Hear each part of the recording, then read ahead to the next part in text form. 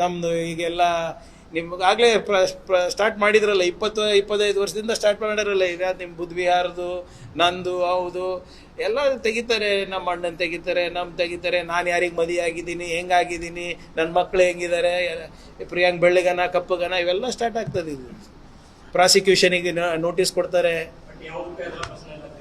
Do I look scared? Sir, ಈಗ ಎಲ್ಲಾನು ನಾನು ಇಲ್ಲಿ ಚರ್ಚೆ ಮಾಡಿದ್ರೆ ಅವ್ರಿಗೆ ಬಿಡ್ತೀರಿ ನೀವು ಕೊಡ್ಲಿಕ್ಕೆ? Let them also answer. Why should I ಈಗ sir, why should I answer for them? ನಾನು ಅವ್ರಿಗೆ ಯಾಕೆ ಉತ್ತರ ಕೊಡಬೇಕು? ನಾನು ನೀವು ಮಾಡಿ, ನೀವು ಅರೆ ಸರ್, ನೀವು ಮಾಡಿ, ನಂದು ಆಕ್ಷೇಪ ಇಲ್ಲ. ನಿಮ್ಮ ಸಾಂಸ್ಕೃತಿಕ ಸಂಘಕ್ಕೂ ಇಲ್ಲ. ನೀವು ಕ್ರೀಡಾ ಸಂಘನ ಮಾಡ್ಕೊಳ್ಳಿ, ನೀವು ಯಾವುದಾದ್ರೂ ಧಾರ್ಮಿಕ ಸಂಘನ ಮಾಡ್ಕೊಳ್ಳಿ, ನಂಗೆ ತಕರಾರೇ ಇಲ್ಲ. ಅವರು ಗುರು ದಕ್ಷಿಣೆ ತಗೋತಾರಂತಾರೆ, ಕರೆಕ್ಟಾ? ಗುರು ಯಾರ್ರೀ? ಅವ್ರ ಗುರು ಯಾರು? ಧ್ವಜದ ಹೆಸರು ಮೇಲೆ ದೇಣಿಗೆ ತಗೋತಾರೆ, ಅದಕ್ಕೆ ಕಟ್ಟೋದಿಲ್ಲ ಅಂತ ನೀವು ಮಾಡಿ.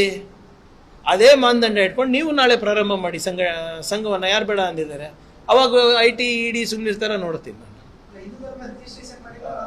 ಧರ್ಮಕ್ಕೆಲ್ರಿ ರಿಜಿಸ್ಟ್ರೇಷನ್ ಕೇಳ್ತಾ ಇದ್ದೀನಿ ನಾನು.